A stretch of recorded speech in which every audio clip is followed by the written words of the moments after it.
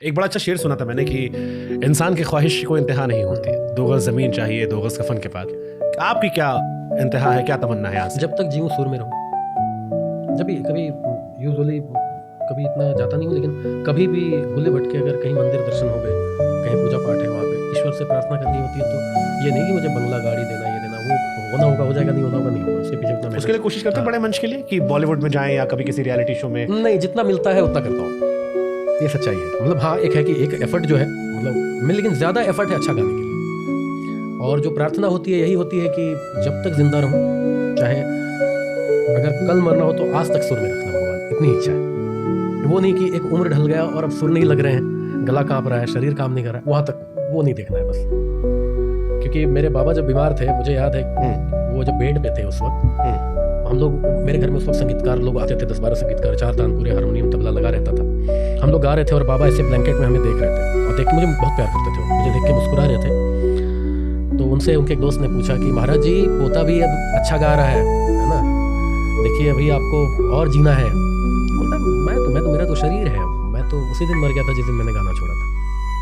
अब तो बस चल रहा है काम धाम, खा रहा हूँ, पी रहा हूँ, जी रहा हूँ। मौत उसी दिन हो गई थी जिस दिन मैं सोचो आप, वो मेरे आई हैव गूज़ बम्स कि उस आदमी का ये शब्द थे। तो वो मैं नहीं चाहता हूँ कि कभी ऐसा हो कि मुझे गाने में सुर ना लगे, मुझे अपने आप में ये रियलाइज़ हो, ये नहीं चाहिए। सबसे बड़ी प्रार्थना है मेरी ईश्वर से। अच्छा, जैसे पत्रकारों को लेकर एक इमेज होती है कि वो झोला लेके चलते हैं, एक माइंड में होता है, ऐसे गजल गायकों को लेकर भी होती है, एक पहनावा होता है। आपका हुलिया में देख रहा हूँ थोड़ा अलग स्टाइल है, राडो घड़ी पहन रखी है, जुल्फे लटक रही है, पूरा हाथ में सोना पहना हुआ है।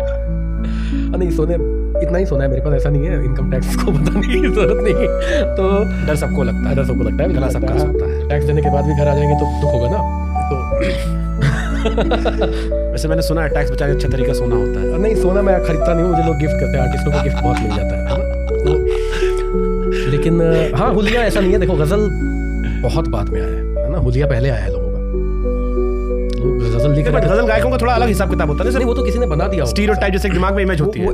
मैंने गजल को स्टीरियोटाइप रहने ही नहीं दिया। अब कुछ लोग, ये जो संगीतकार लोग हैं, वो कहते हैं कि आप जो गा रहे हो तो गजल है ही नहीं। मैं बोला, मैं आपको सुनाने के लिए गाता भी नहीं हूँ, संगीतकारों को तो मैं सुनाने के लिए गाता भी नहीं हूँ।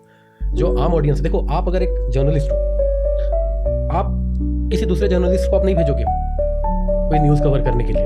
अगर आपको कोई न्यूज़ खुफिया तौर पे आई है तो आप चाहोगे कि मैं ही इसको कवर करूँ। तो म्यूजिक में भी ऐसा ही है कि अगर कोई स्टेज का प्रोग्राम है जहाँ पे मुझे 4-5 लाख रुपए मिल रहे हैं, वहाँ पे मैं ये तो नहीं कह दूंगा नहीं मैं नहीं जाऊँगा, आप इसको लेके जाओ। कोई आर्टिस्ट नहीं करता एक दूसरे के लिए, ये सच्चाई है।